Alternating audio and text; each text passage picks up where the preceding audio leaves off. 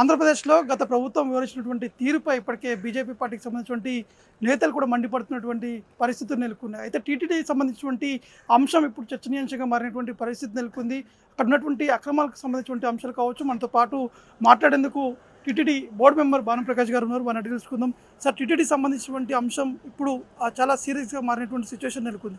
కానీ ఒకవైపు వైసీపీ పార్టీకి సంబంధించినటువంటి నేతలు చెప్తున్నారు ఎటువంటి అక్రమాలు జరగలేదు, కావాలని చెప్పి మాపై ఆరోపణలు చేస్తున్నారు అనే అంశాన్ని కూడా వారు ప్రస్తావిస్తున్నారు. ఏం చెప్తారు దాని గురించి?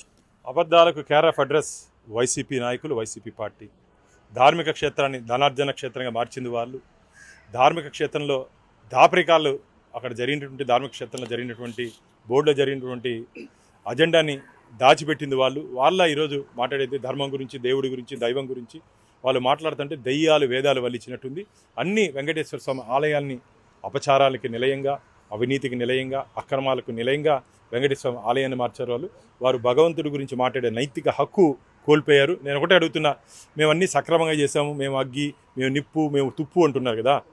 రవికుమార్ అంశంలో పరకామని దొంగజారం చేసిన అంశంలో పోలీస్ అధికారుల నుంచి ఒత్తిడి వచ్చిన కారణంగా ఈ కేసుని మేము లోకాయుక్త రాజీ అయ్యామని చెప్పి విజిలెన్స్ రిపోర్ట్ ఉంది. ఎవరు ఆ పోలీస్ అధికారి? జగన్మోహన్ రెడ్డి గారు. ఎవరు ఆ పోలీస్ అధికారి? సుబ్బారెడ్డి గారు. ఎవరు ఆ పోలీస్ అధికారి? కరుణాకర్ రెడ్డి గారు. అంతేకాకుండా నియమ నిబంధనలకు వ్యతిరేకంగా దొంగని దాతగా చేశారు, థెఫ్ట్ని గిఫ్ట్గా చేశారు.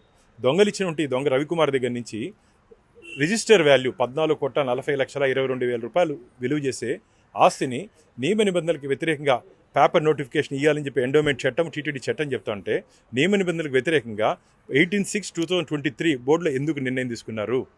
నిర్ణయంలో సుబ్బారెడ్డి గారి సైన్ ఉంది, కరుణాకర్ రెడ్డి గారి సైన్ ఉంది.